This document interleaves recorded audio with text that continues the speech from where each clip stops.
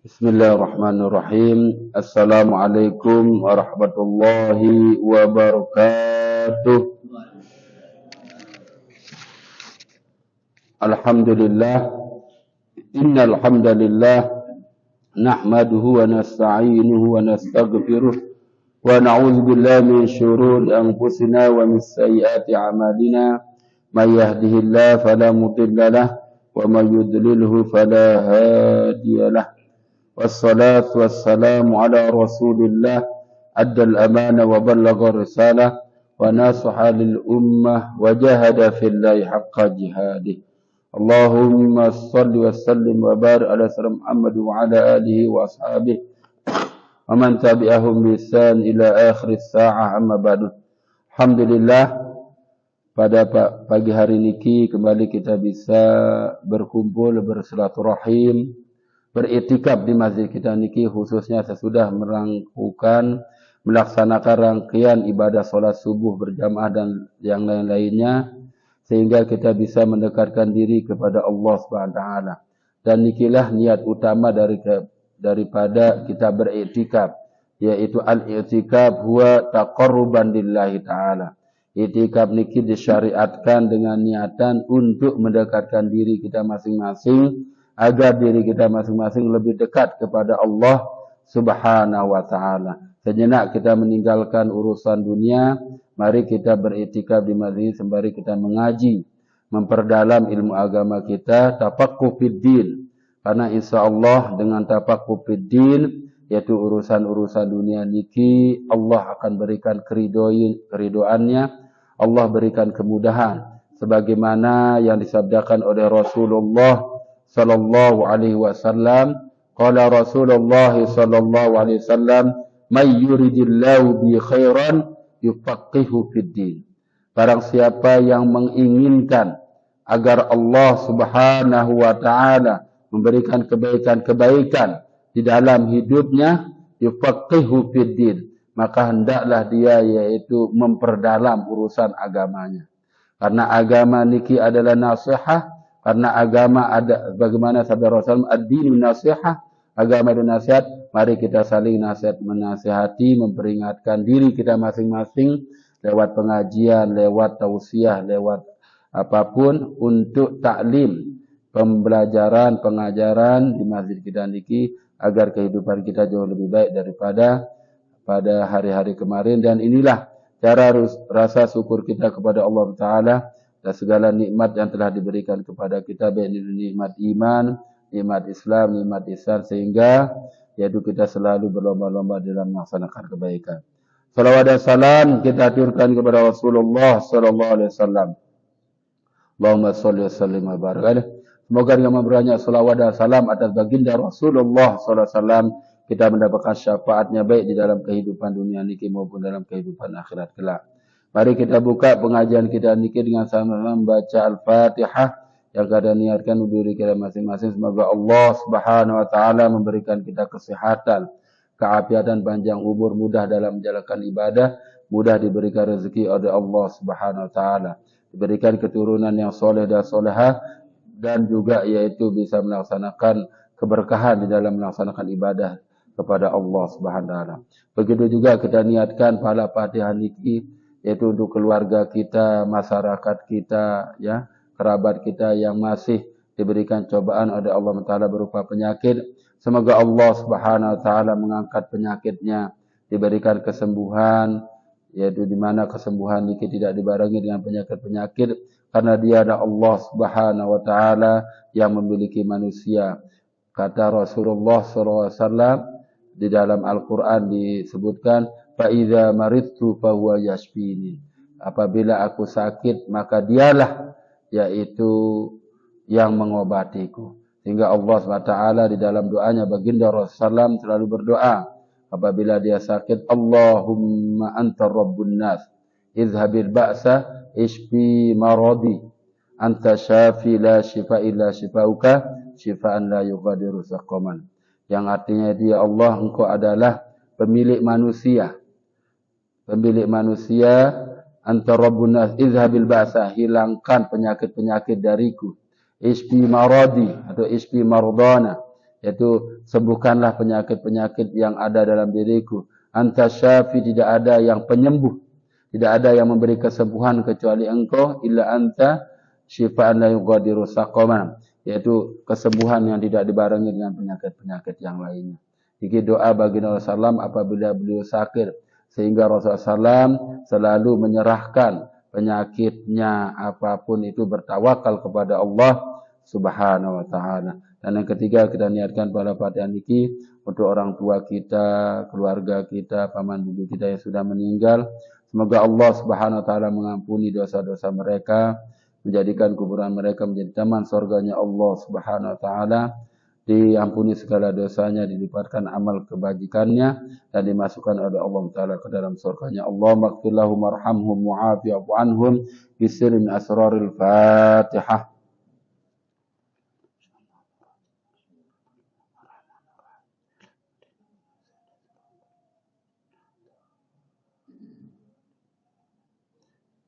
Amin amin ya rabbal alamin. Jamaah pengajian di rahmat Allah taala, sebelum kita melanjutkan kajian tafsir kita, alangkah berkahnya, alangkah penuh berkahnya, yaitu kita mengkaji dulu satu hadis sehingga kita memadukan antara hadis baginda Rasulullah dan ayat Al-Quran. Karena ayat Al-Quran bersifat global, bersifat mujmal, bersifat am, yaitu umum, maka perlu kita juga mengkaji hadis, yaitu agar kita memadukannya. Yang kedua, supaya kita terhindar dari orang-orang yang ingkarus sunnah, yaitu orang-orang yang tidak mengakui hadis sebagai dasar hukum baginda Rasulullah SAW, sebagai dasar hukum dalam Islam.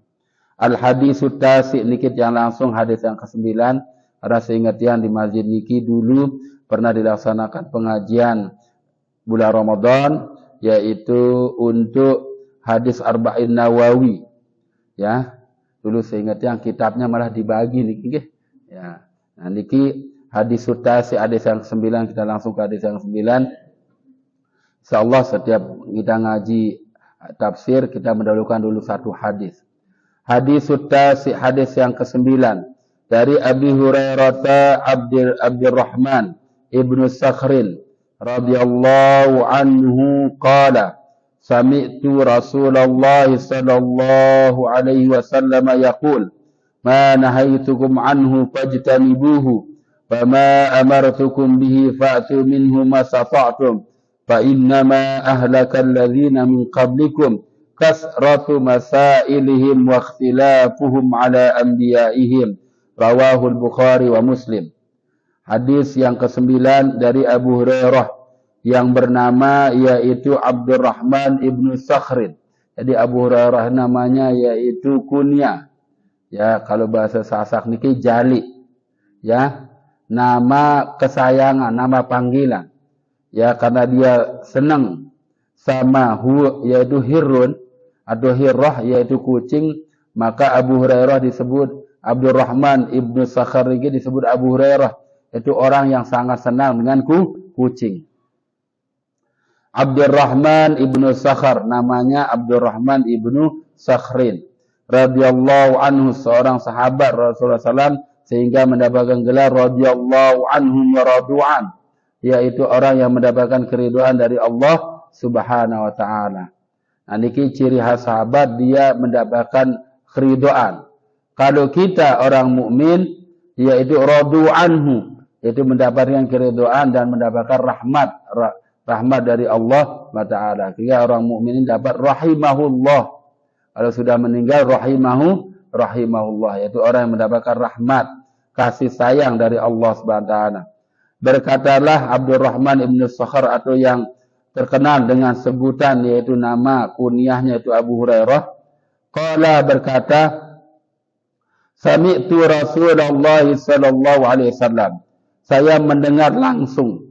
Jadi kata sami'tu itu mengindikasikan, menggambarkan bahwasanya hadis ini tanpa perantara, langsung didengar oleh Abu Hurairah dari Rasulullah sallallahu alaihi wasallam. Yaqulu, Rasulullah SAW ketika itu berkata, ma nahaitukum anhu fajtanibuhu, apa-apa yang aku larang kepada kalian, Yaitu baik kata aku larang niki baik yang berdasarkan Al-Quran atas perintah Allah maupun larangan Rasulullah SAW yang dari hadis.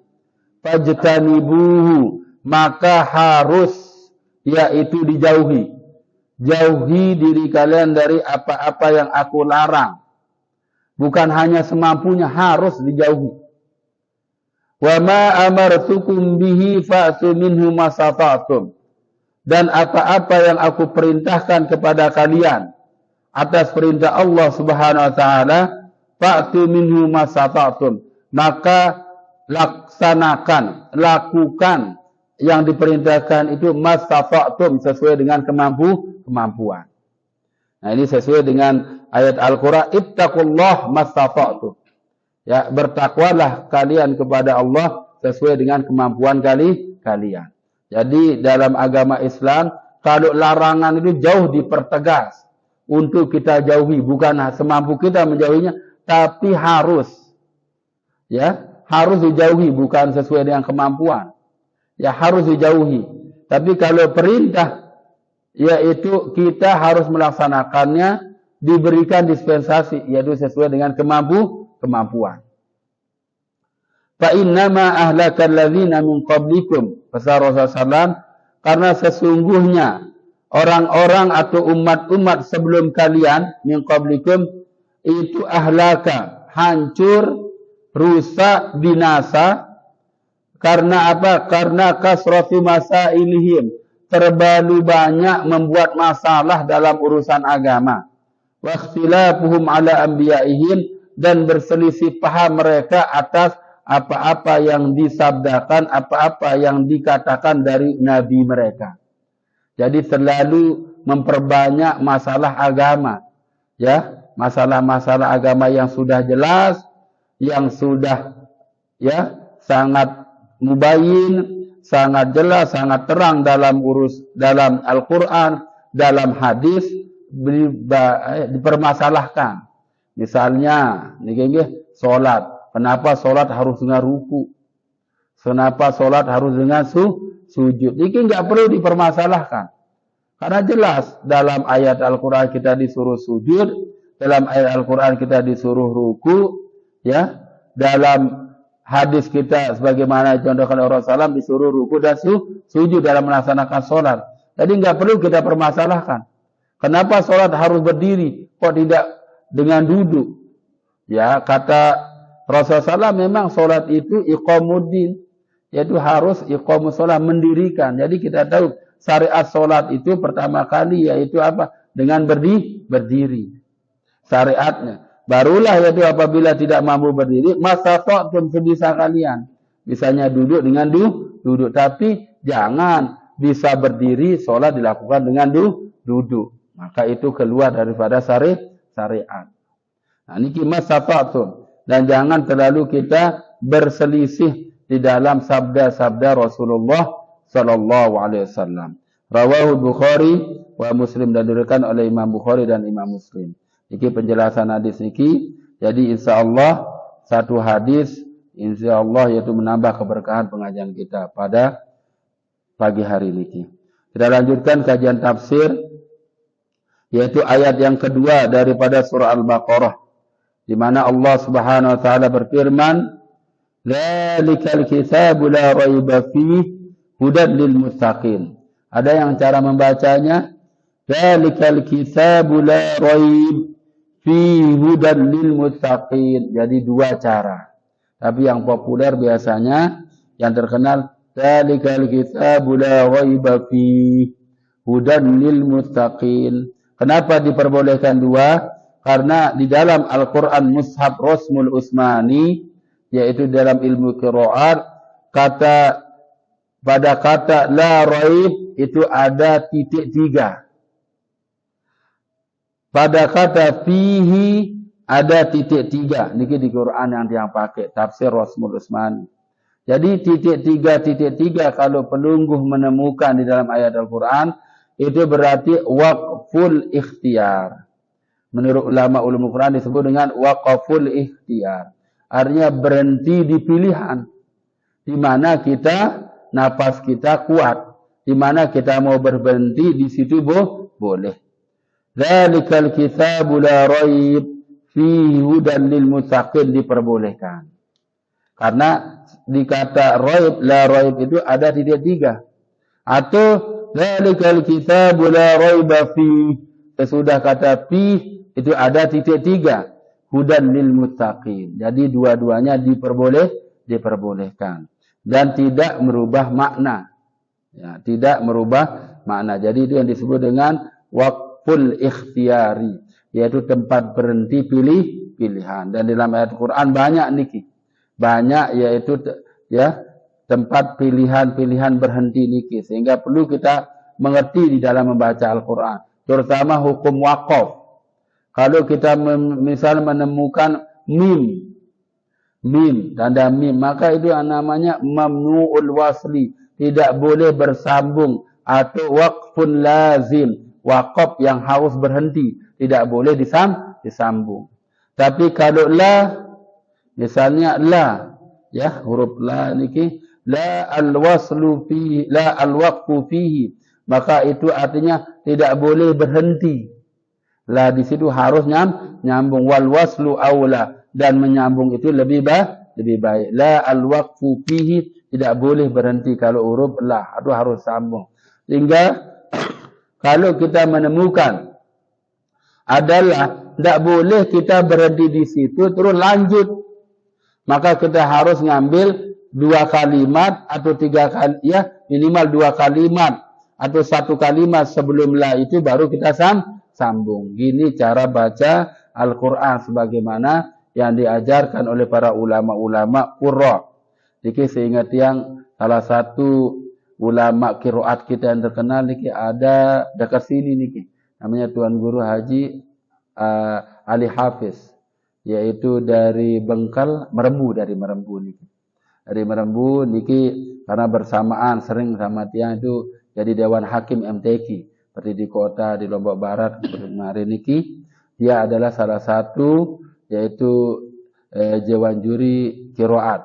Yang kedua memang dia silsilahnya dari Bangladesh, yaitu dari Qiraat Sabahnya itu Tuan Guru Haji Fathul Aziz, anaknya Tuan Guru Mustafa. Ini 2 ulama kita di Lombok yang diakui, yaitu silsilah ilmu qiraatnya.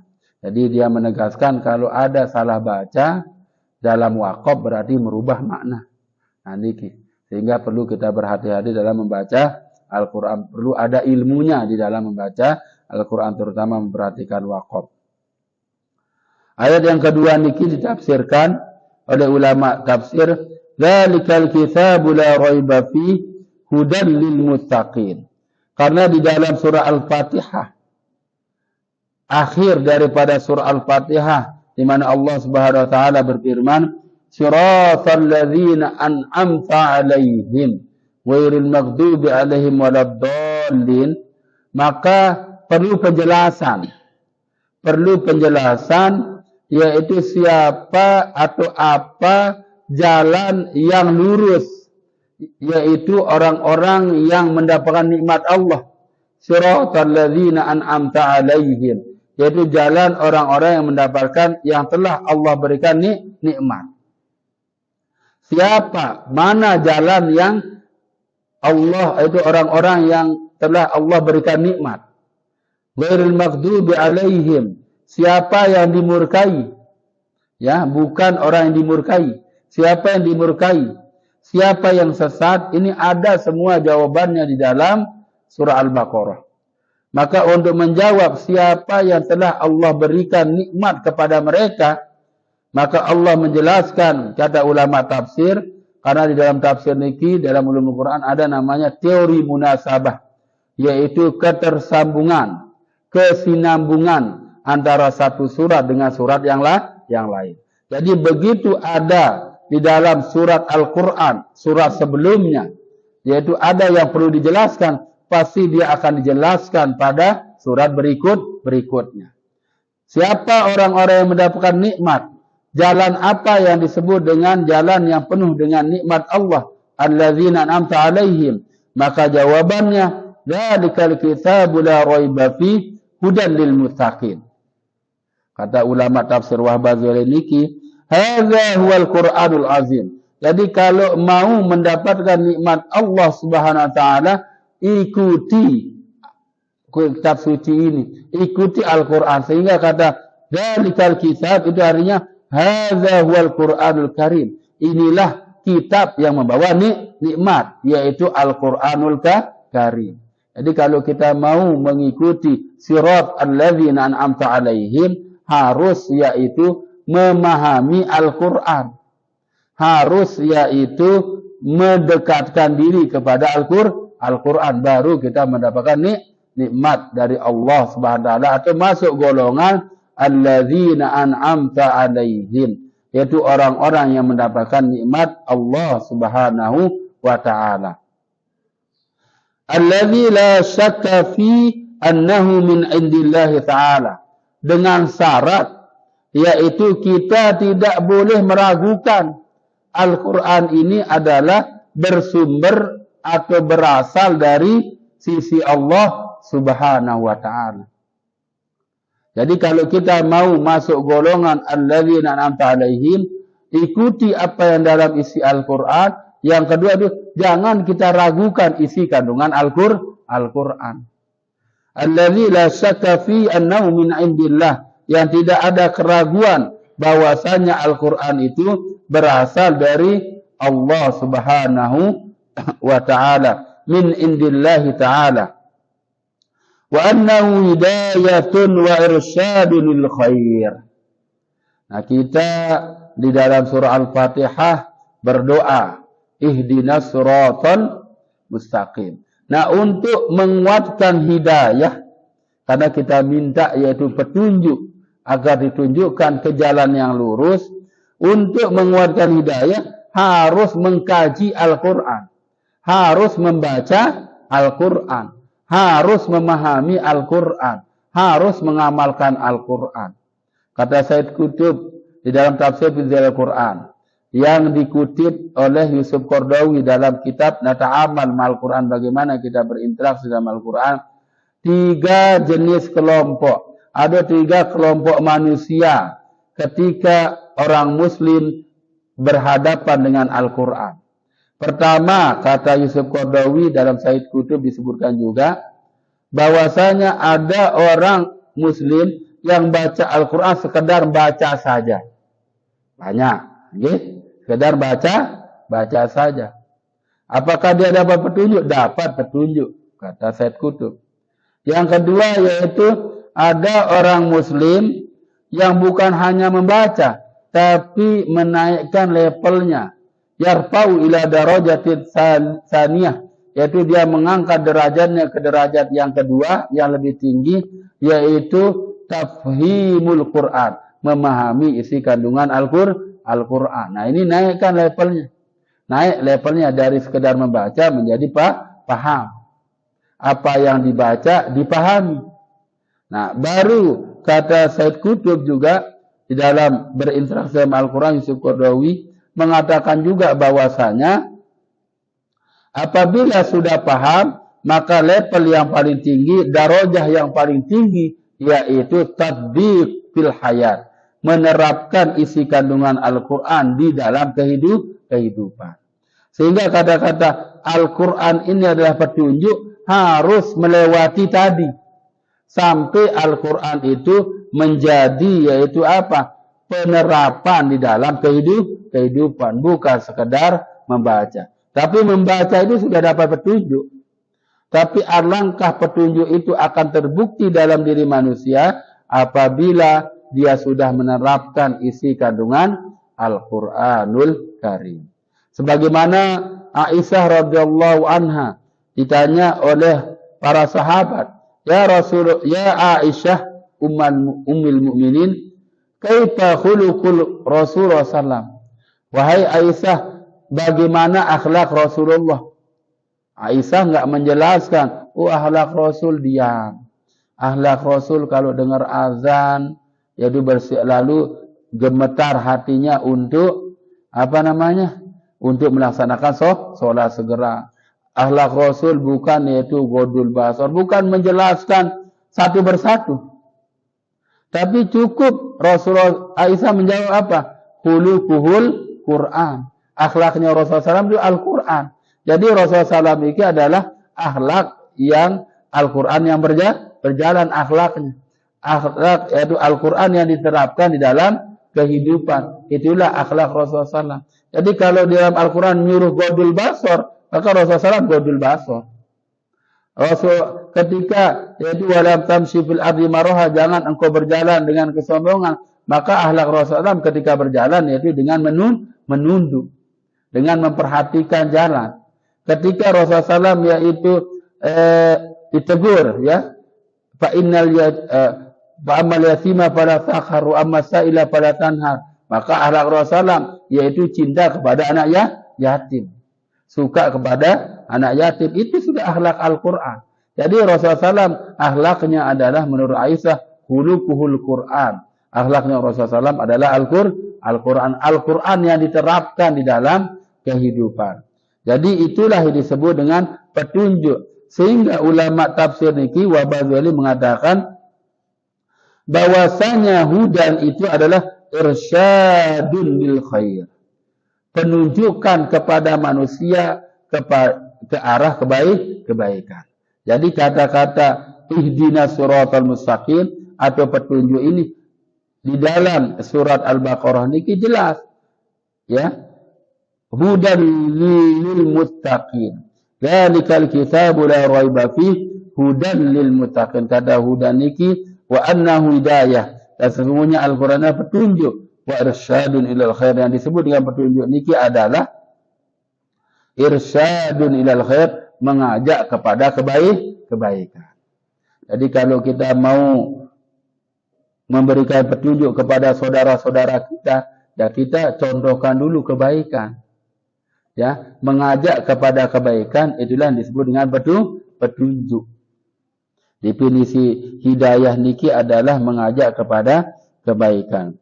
Yurshidul ladzina taqaw rabbahum bimtithalil awamiril ilahiyah wajtinabun nawahihi. Yang disebut dengan siapa yang akan mendapatkan petunjuk oleh Al-Quran niki, maka jawabannya lil muttaqin. Jadi yurshidul ladzina taqaw rabbahum, orang-orang yang akan mendapatkan petunjuk dari Al-Quran, yaitu selalu mengajak kepada kebaikan, yaitu orang-orang yang bertakwa. Jadi orang yang bertakwa itu adalah orang-orang yang selalu mengajak kepada kebaikan. Kalau bahasanya Imam Nawawi yang dikutip oleh Wabazoi niki adalah alladzina hum bimtithalil awamiril ilahi wajtinabun nawahi, yaitu orang-orang muttaqin adalah orang-orang yang berusaha semaksimal mungkin, semampu mungkin untuk imtisalul awamirul ilahi, yaitu melaksanakan perintah-perintah Allah Subhanahu wa taala. Wajtinabun nawahihi, dan harus menjauhkan dirinya dari yaitu larangan-larangan Allah. Berusaha melaksanakan yaitu perintah-perintah Allah dan semaksimal mungkin berusaha yaitu dan harus menjauhkan dirinya dari larangan-larangan Allah Subhanahu wa taala. Dan ini sangat berhubungan dengan hadis yang kita kaji tadi. Kalau perintah sila kepada gawe, mari kita laksanakan sesuai dengan kemampuan. Tapi kalau yaitu larangan, harus kita mematri diri untuk menjauhi diri dari larangan-larangan tersebut. Jangan kita menjauhinya dengan sesuai dengan kemampuan. Kalau larangan, seperti sabda Rasulullah SAW tadi. Jadi itulah sifat orang bertakwa, yaitu pertama, selalu mengajak kepada kebaikan. Dan kebaikan itu berupa apa? Melaksanakan perintah-perintah Allah dan menjauhi larangan-larangan Allah Subhanahu wa taala. Wa tarkul ma'asi. Jadi kata ijtinabun nawahi wa tarkul ma'asi. Bagusnya tafsir niki Wabazali mengatakan antara larangan dengan maksiat itu beda. Dia kalau maksiat dia menyebutnya dengan tarkul ma'asi. Kalau larangan itu ada yang hanya berhubungan dengan Allah Subhanahu wa taala. Seperti larangan untuk tidak sholat, ya. Larangan untuk yaitu tidak sholat, harus sholat perintahnya. Maka tidak sholat itu hubungannya hanya Allah, itu namanya nawahi, larangan. Tapi kalau wasarkul ma'asi, kata beliau niki, kata Wabazoli, maksiat itu yaitu larangan-larangan Allah, tapi ada hubungannya dengan manusia. Maka zina itu disebut dengan maksiat. Ya, maksiatu zina. Enggak ada nahyu zina, enggak ada. Tapi maksiatu zina. Karena zina itu ada hubungannya dosa dengan manusia. Mencuri itu disebut dengan maksiatus sariqah. Maksiat yaitu sariqah, mencuri. Karena ada hubungannya dengan manusia. Begitu juga yaitu membunuh. Namanya maksiatul qatli. Yaitu maksiat, yaitu membunuh. Atau bahasa Al-Quran. Kalau bahasa Al-Quran ini perbedaan maksiat sama nawa itu ada disebut dengan al-fahsya'i wal munkar. Jadi kalau di dalam peringatan Isra dan Mi'raj yaitu disyariatkannya sholat, dari sering yang sampaikan sholat itu mencegah kemungkaran, ya, fahsya'i wal munkar, mencegah kefahsyaan dan kemungkaran. Apa perbedaan antara fahsya sama mungkar? Maka fahsya itu adalah dosa atau maksiat yang berhubungan dengan manusia. Fahsya, misalnya apa? Membunuh itu fahsya. Zina itu fahsya. Berzina itu fahsya. Sehingga dalam Al-Quran disebutkan seperti sering dibaca di ayat ini dalam orang nasihat pernikahan, ya, wala taqrabuz zina innahu kana fahsya.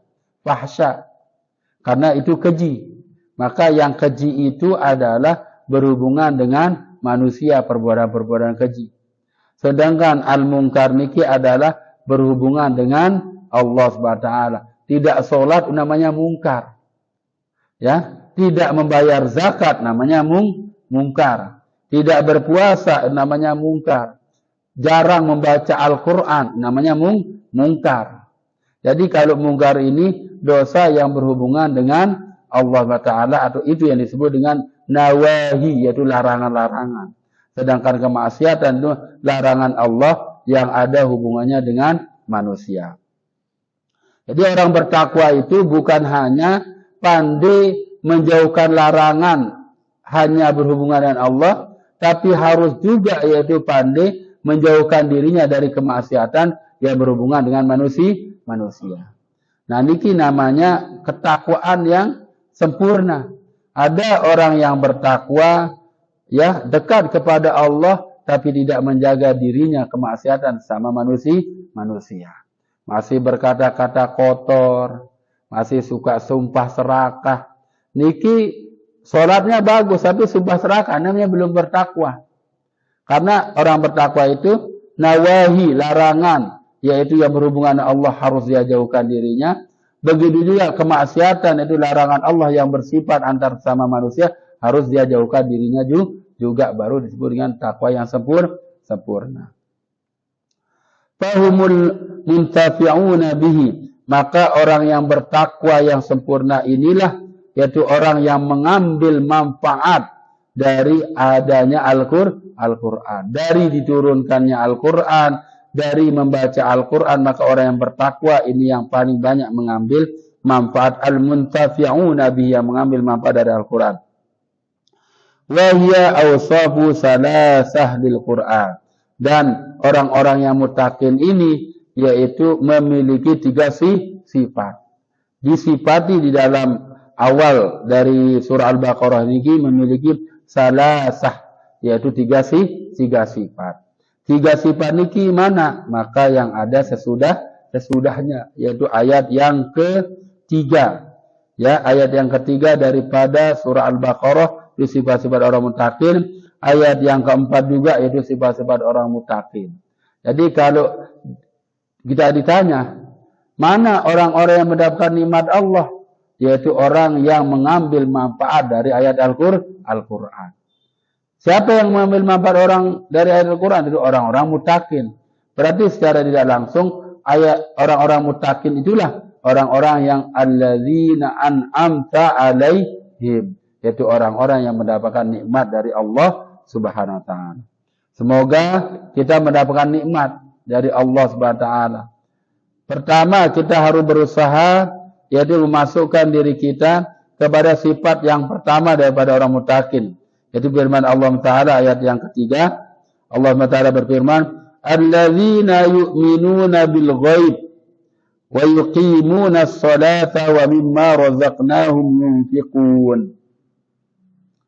Kalau kita baca Quran terjemahan, yaitu orang-orang yang mengimani, orang yang percaya tentang hal-hal yang gaib, wa yuqimuna as-salah, dan yaitu orang-orang yang mendirikan salat, wa mimma razaqnahum yunfiqun, dan orang-orang yang sebagian rezeki yang telah diberikan kepada mereka yunfiqun, mereka nafkahkan. Jadi sifat orang yang bertakwa niki tiga di sini disebutkan. Pertama, yu'minuna bil ghaib. Yang kedua yaitu yuqimuna shalah, mendirikan salat. Yang ketiga yaitu wa mimma razaqnahum yunfiqun, yaitu orang-orang yang menafkahkan sebagian dari apa-apa yang mereka rezeki yang telah diberikan oleh Allah Subhanahu wa taala. Penafsirannya ayat yang ketiga niki as-salisah awsaful muttaqin arba'ah. Disebutkan di sini sifat orang-orang muttaqin itu malah 4. Tapi 3 di ayat 3 sifat pertama di ayat yang ketiga ini, yaitu yusaddiquna tasdiqan jaziman kamilan bikulli ghaibiyat, yaitu orang yang meyakini, mempercayai tasdiqan jaziman, yaitu dengan keyakinan penuh, bukan dengan keyakinan setengah-setengah. Tasdiqan jaziman ini keyakinan penuh, kamilan, sempurna, bikulli ghaibiyat, tentang hal-hal yang gaib. Ya, kalau kita tidak percaya tentang siksaan kubur, siksaan kubur, sila kita buka hadis yang ke-22 daripada kitab yaitu Bulughul Maram, Subulus Salam. Karena di malam Kamis sedikit yang ngisi pengajian tentang hadis ini, tentang kitab Subulus Salam. Di hadis yang ke-22, Rasulullah SAW yaitu jalan, menerangkan dirinya, jalan sama seorang sahabat namanya yaitu Nu'man bin Bashir. Berjalan, sesudah dia berjalan, Rasulullah SAW menyuruh, wahai Nu'man, ambil pelepah korma. Nu'man segera mengambil pelepah korma yang kering. Lalu Rasulullah SAW menancapkan di atas kuburan ini. Dia mengatakan, inna ahla hadzal kubur yu'azibuhu bisababi baulihi. Sesungguhnya yaitu penduduk atau isi kuburan ini sedang diazab ini Nu'man. Karena apa? Karena sebab kencingnya. Sehingga hadis yang berikutnya 22-23 niki hadis yang menjelaskan bahwasanya Rasulullah SAW menjelaskan inna aksaru azabul qabri bil bauli. Sesungguhnya yang paling banyak mengazab manusia paling banyak diazab di dalam kubur itu karena faktor kencing. Artinya apa? Itu bukti Rasulullah SAW dengan ilmunya, bahwasanya Rasulullah SAW dengan ilmu yang diberikan oleh Allah, dia mengetahui tentang adanya azab kubur. Nah, kita bukan Rasulullah, maka kita kalau Rasulullah SAW, jadi tentang hal-hal yang gaib sudah dia diberitahu, sudah dinampakkan. Bagaimana indahnya surga, bagaimana yaitu panasnya neraka, bagaimana azab kubur, bagaimana yaitu hari hisab. Sudah dijelaskan oleh Rasulullah. Dan Rasulullah menjelaskannya seperti orang yang melihat sesuatu yang nyata. Karena Rasulullah SAW. Nah, kalau kita cukup kita mengimaninya. Tidak usah kita mempermasalahkan. Inilah yang disebut dengan tadi hadis yang tadi, jangan kita terlalu banyak mempermasalahkan, yaitu urusan agama. Kasratu masailihim, memperbanyak yaitu masalah-masalah agama kita permasalahkan. Bahkan niki na'udzubillah ada orang nggak percaya tentang api neraka. Sehingga niki sangat sangat kaget juga ketika dia bicara niki kepada tiang. Masa mau digambarkan bagaimana siksaan api neraka. Tapi dia cukup menggambarkan neraka itu dari surah Al-Ghasyiyah. Sesuai dengan surah Al-Ghasyiyah kan. Hal ataka hadisul Ghasyiyah wujuh yawma idzin khasyiyah amilatun tasla naron hamiyah. Nah ini sudah isqa min ainin aniyah, diberikan minum dari minuman yang sangat hangat yang tidak bisa orang haus hilang. Ya, terus ada makanan la yughni minju, tidak makanan yang tidak bisa melepaskan diri dari orang lapar, makan tapi tetap lapar. Nah, niki makanan-makanan di neraka niki di dalam surah Al-Ghasyiyah. Bagaimana digambarkan surga? Ada juga di surah Al-Ghasyiyah. Wa wujuh yauma idzin na'imah lisa'ya radiyah fi jannatin 'aliyah. Ada. Nah, tapi dia masih tidak percaya. Niki na'udzubillah ada sampai orang yang mengatakan, Ustaz, coba gimana ya panasnya api neraka? Kok saya nggak pernah merasakan? Besok kalau kurang panas, ini gara-gara ditegur oleh teman. Tegur oleh teman-temannya niki, teman Tian juga tegur, dia ini terlalu beli utang.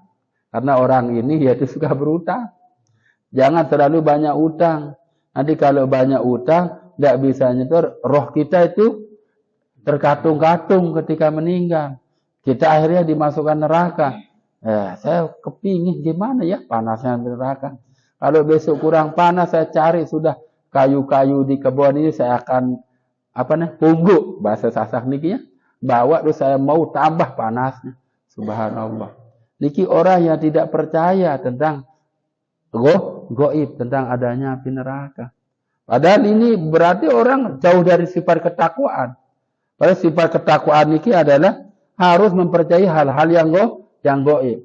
Kalau istilah yang ingat persis niki, ketika mengkaji tafsir tentang hal-hal yang gaib, salah satunya niki almarhum ya, Profesor Dr. Imam Bayuni, niki guru besar tafsir di Surabaya, ketika dia ngambil S3 itu dia langsung hal-hal yang gaib ini harus kita yakini. Dia bilang, tidak perlu ada pembuktian. Karena kalau hal-hal yang gaib ada pembuktian, bukan gaib namanya. Jadi kalau hal-hal yang gaib itu ada yang melaporkan kejadiannya, terus ada pembuktiannya, itu berarti bukan yang gaib, itu menjadi yang nyata. Coba dia bilang niki, Profesor niki dia bilang, coba buktikan saya. Salah satu di antara kalian mati dulu, dia bilang.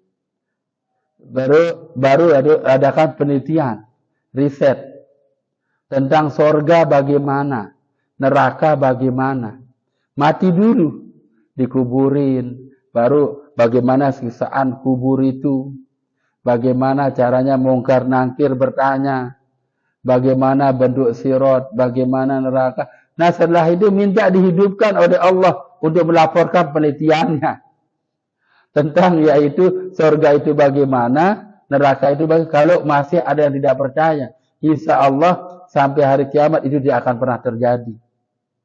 Artinya penelitian seperti ini tidak akan pernah terjadi. Karena itu hal yang gaib. Yang diteliti ini hal-hal yang nyata, yang ada, baru bisa diteliti. Sehingga kalau dalam teori penelitian, itu tidak boleh kita meneliti sesuatu yang gaib. Tidak ada penelitian tentang mimpi. Misalnya gimana cara kita meneliti mimpi? Karena mimpi itu bayangan, hal yang gaib, alam gaib itu orang mimpi. Bagaimana? Tidak bisa menentukan kebenaran mimpi karena dia adalah hal yang gaib. Nah begitu juga yaitu yang disebutkan hal-hal yang gaib dalam Al-Quran. Seperti adanya surga, adanya sirat, adanya mungkar nangkir, pertanyaan dalam kubur, adanya yaitu azab dalam kubur. Tidak bisa kita buktikan. Maka cukup kita, kalau kita bertakwa, cukup kita tasdiqan kamilan jaziman. Cukup meyakini dan mempercayainya dengan sempurna. Itulah ukuran keimanan yang sempurna, ukuran keimanan yang kuat, yaitu mempercayai hal-hal yang gaib. Seperti apa di sini disebutkan kal malaikati wal jinni wal ba'si wan nusyur wal hisab wa ghairu dzalika min ahwalil qiyamah. Seperti percaya tentang adanya malaikat. Malaikat itu kan gaib. Seperti percaya adanya jin. Seperti adanya percaya al-ba'su, yaitu hari kebangkitan. Wan nusyur, yaitu hari kembalinya kita kepada Allah, yaitu hari kematian. Ya wal hisab, hari penghitungan atas apa yang kita kerjakan di muka bumi ini. Wa ghairu dzalika, dan hal-hal yang lain mi ahwalil qiyamah, yaitu berhubungan dengan hal ihwal kiamat. Itu cukup kita meyakininya, enggak perlu kita perdebatkan, enggak perlu kita pertanyakan hal-hal ini, karena untuk membuktikannya pun yaitu perlu ada yaitu penelitian, tapi hal itu tidak mungkin akan dilakukan. Maka sifat yang kedua yaitu yuqimuna shalah wa yu'adduna shalah kamilan bi arkaniha wa syara'ituha wal khusyu' fiha lillahi wa yudawimuna 'alaiha fi awqatiha. Jadi yang disebut dengan yuqimuna shalah. Nah, niki kalau bahasa Al-Qur'an niki yuqim, yaitu mendirikan salat. Sehingga kalau Sayyid Qutb mengatakan kata yuqimuna shalah ini syariat salat yang pertama. Syariat salat pertama itu dengan apa? Yaitu dengan berdiri. Makanya bahasanya yuqimun. Tidak ada salat dengan duduk. Tidak ada salat dengan yaitu berbaring. Yuqimun. Kata yuqimun itu berasal dari qoma yuqimu, yaitu berdiri dulu. Nah, kalau tidak mampu berdiri baru boleh dengan duduk. Kalau tidak mampu dengan duduk, yaitu boleh dengan berbaring. Jadi dasarnya itu berdiri dulu. Bahasa Al-Quran yuqim. Kalau ditafsir yu'adduna sholata kamilatan bi arkaniha wa syara'ituha, yaitu melaksanakan sholat dengan sempurna. Dengan sempurnanya apa? Dengan sempurna rukunnya, dengan sempurna syaratnya. Niki kemarin pagi pada subuh ada kajian subuh juga, ada yang bertanya, boleh enggak kita melaksanakan sholat apabila kita yaitu junub niki nggih, junub cukup dengan mandi hadas besar aja, enggak perlu wudu. Karena kan di dalam mandi hadas besar kita sudah wudu dulu sebelum mandi, kan gitu cara. Boleh enggak? Maka yang itu baru sudah bersih dari hadas besar, belum bersih dari hadas kecil. Hadas besar itu bukan syarat sah sholat, tapi itu syarat untuk menyempurnakan ibadah semua. Syarat sah wudu itu hadas besar. Tidak boleh orang wudu sementara dia masih hadas besar. Itu. Jadi syarat sah wudu itu adalah harus suci dari hadas besar dulu. Nah, sholat ini syaratnya yaitu apa? Suci dari hadas kecil. Yaitu syaratnya wudu. Nah, syarat wudu itu akan sah kalau sudah suci dari hadas besar. Jadi tidak bisa sholat tanpa yaitu wudu. Walaupun dia sudah merasakan bersih dari hadas besar, tapi tetap wudu itu adalah syarat-syaratnya sholat. Nah, niki perlu dia jelaskan niki. Jadi syarat sah wudu itu harus suci dari hadas besar. Kan tidak mungkin wudu kita akan sah sementara masih hadas besar. Nah, sholat yaitu syarat sahnya apa? Wudu. Maka akan tasalsul di situ. Tidak akan mungkin dia sah sholat kalau belum berwudu, dan tidak mungkin sah wudu kita kalau kita belum mandi hadas besar apabila kita junub. Jadi yang katakan bahwasanya sholat itu syaratnya yaitu harus berwudu. Siapa tahu sesudah dia mandi hadas besar karena dinginnya kentut, kita nggak rasakan. Nah, dulu sholat padahal sudah kentut, kan nggak sah. siapa tahu nanti ada yaitu sudah kencing lagi, ya kan harus wudhu lagi. Masa cukup dengan sudah kencing karena sudah mandi hadas besar sudah dianggap suci? Kan nggak mungkin. Maka syarat sah solat niki adalah berwudhu. Itu yang disebut dengan yu'adduna solat bi arkaniha wa syaratiha kamilah. Harus sempurna melaksanakan syarat, harus sempurna melaksanakan rukun solat. Wal khusyu'u fiha lillahi, yaitu harus khusyuk. Melaksanakan sholat itu harus khusyuk. Khusyuk niki apa? Al-hudu. Hudu niki adalah tenang. Ya, hudu niki merendahkan diri di hadapan Allah Subhanahu wa taala. Bahkan di dalam tafsir akhir daripada tafsir surat Al-An'am itu malaikat itu la yastakbiruna an ibadati. Tidak pernah mereka itu sombong merasa lebih tinggi ketika beribadah kepada Allah. Maka kata al-khusyuk oleh ulama tafsir itu diartikan oleh ulama tafsir niki diartikan apa? Merasa rendah, tenang, merasa lebih hina ketika melaksanakan sholat. Jadi jangan kita sholat itu ada rasa sombong, ada rasa tidak memerlukan Allah, na'udzubillah. Ada rasa yaitu tidak membutuhkan Allah, na'udzubillah. Jadi solat itu merendahkan diri, menghinakan diri di hadapan Allah agar kita disayang, namanya khusyuk. Di kata khusyuk itu al-hudu, tenang, merasa lebih rendah, merasa lebih hina di hadapan Allah Subhanahu wa taala. Baru kita mendapatkan nikmatnya solat, kehusyuan dalam solat. Wa yudawimuna 'alaiha fi awqatiha. Dan solat itu harus terus-terusan dijaga. Yudawimuna itu menjaga keberlangsungan. Solat itu fi awqatiha, yaitu di dalam waktunya. Jadi khusyuk itu solat di tepat waktu. Kalau menurut ahli al-Subuni.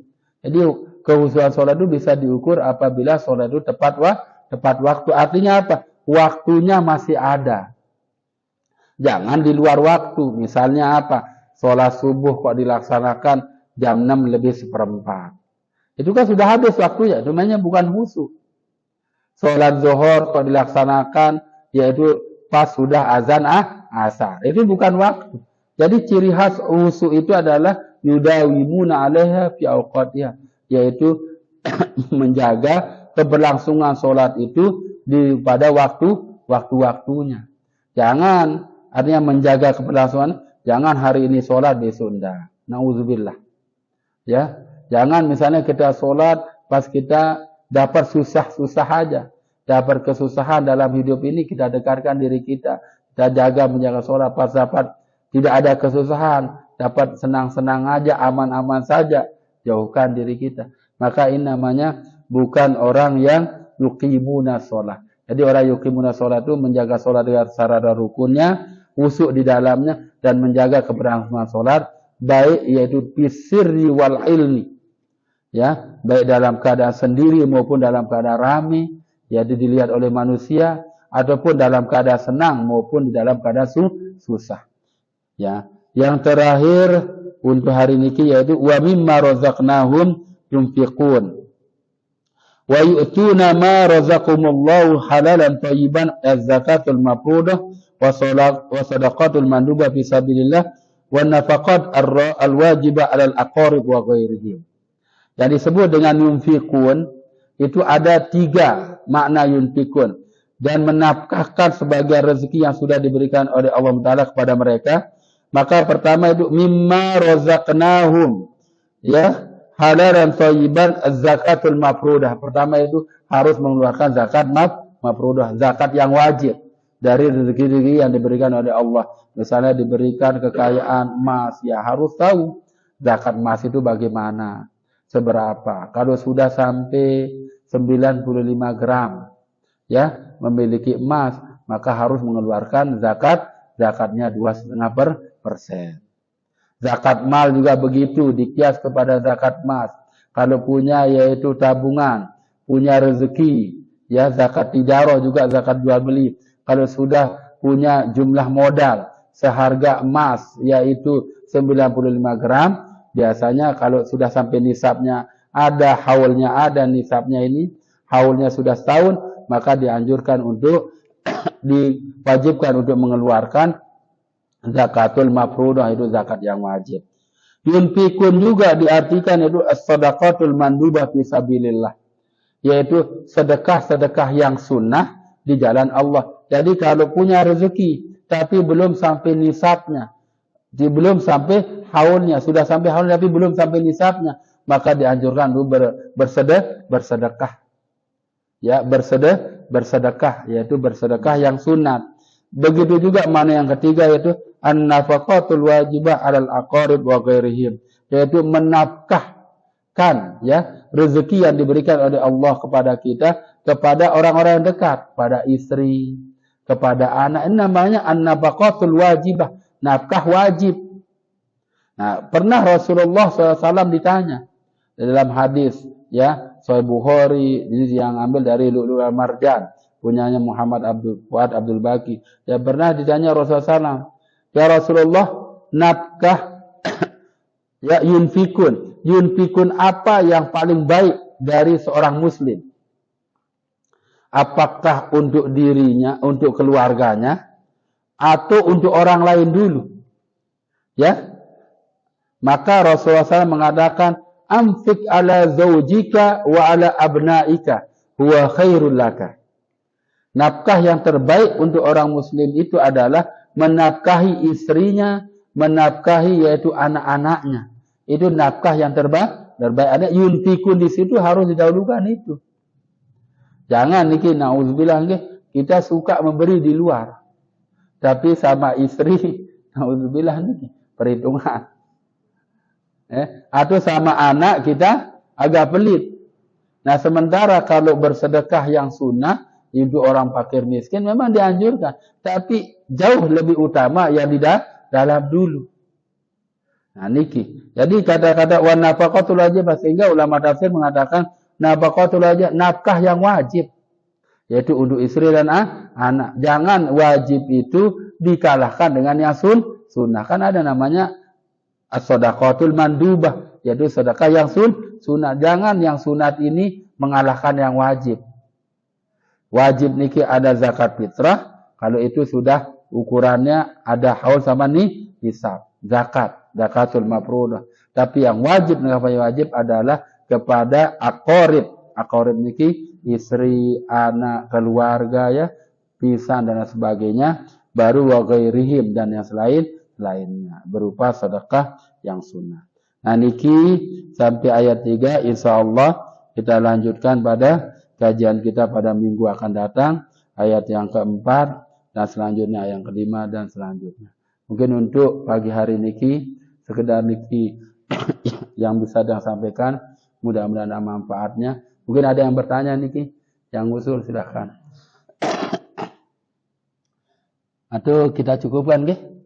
Ya, kita cukupkan. Alhamdulillah. Mudah-mudahan kita semua mendapatkan petunjuk dari Allah Ta'ala, mendapatkan keberkahan dari pengajian subuh yang kita laksanakan setiap malam pagi Ahad niki. Semoga kita semua yaitu mendapatkan nikmat-nikmat dari Allah Ta'ala. Mari kita tutup pengajian kita niki dengan sama-sama membaca istighfar, lalu kita sama-sama berdoa. Sabrallahal azim alladzi la ilaha illal qayyum atubu ilaih.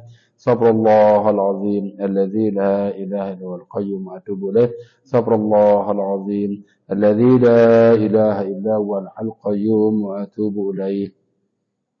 Alhamdulillah Rabbil Alamin, hamdan syakirin, hamdan na'imin, hamdan mustaghfirin, hamdan mutawakkirin, hamdan radin, hamdan yuwaddi wa bayna rabbana laqad hamdu kama baghi jalal wajhika wa na'udhu min sultanik. Allahumma salli wa sallim wa barik ala sayyidina Muhammadin alladhi tanhalu liqad wa tanbariju bi qurba wa tudu bil awai wa tunalu bi raghaib wa husnul khawatim wa sasalkum min alihi wa ashabi kulli ma'ati wa nafasin muqaddim ma'lumin. Allahumma salli wa sallim wa barik ala sayyidina Muhammadin tibbil qulub dawaiha وعافية الأبدان شفائها ونور الأبصار وضيائها وعلى آله وأصحابه بكل لمعة ونفس بكل معنى. اللهم إنك تعلم سرنا وعلانيتنا فاقبل معذرتنا وتعلم ما في حاجاتنا في هذا الصباح الباكر فأتنا سؤلنا وتعلم ما في نفوسنا فاغفر لنا ذنوبنا وتعلم ما في قلوبنا فاستجب دعانا أنت ولينا بالآخرة توفنا مسلمين والحكمة بالصالحين. اللهم عنا ذكرك وشكرك وحسن عبادتك. اللهم علمنا ما ينفعنا وانفعنا بما علمتنا إنك أنت علام الغيوب. اللهم قد استودعتك بما علمتنا وعلمنا ما جهلنا وذكرنا ما نسينا فدنا حاجاتنا ولا تنسينا يا رب العالمين. اللهم أرنا الحق حقا وارزقنا اتباعه وارنا الباطل باطلا وارزقنا اجتنابه. ربنا نور قلوبنا وأفكارنا بنور هدايتك وعلمك بنور هدايتك وعلمك كما الأرض من شمسك وقمرك أبدا.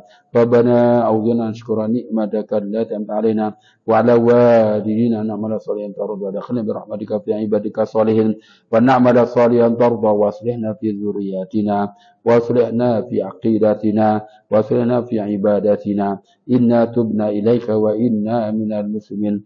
ربنا تقبل منا صلاتنا وصيامنا ودعانا ودروسنا وتعلمنا وتمم تقصيرنا إنك أنت السميع العليم وتب علينا إنك أنت التواب الرحيم. ربنا آتنا في الدنيا حسنة وفي الآخرة حسنة وقنا عذاب النار وادخلنا الجنة من الأبرار عزيز الغفار رب العالمين. سبحان ربك رب العزة عما يصفون وسلام على المرسلين الحمد لله رب العالمين. سر الفاتحة.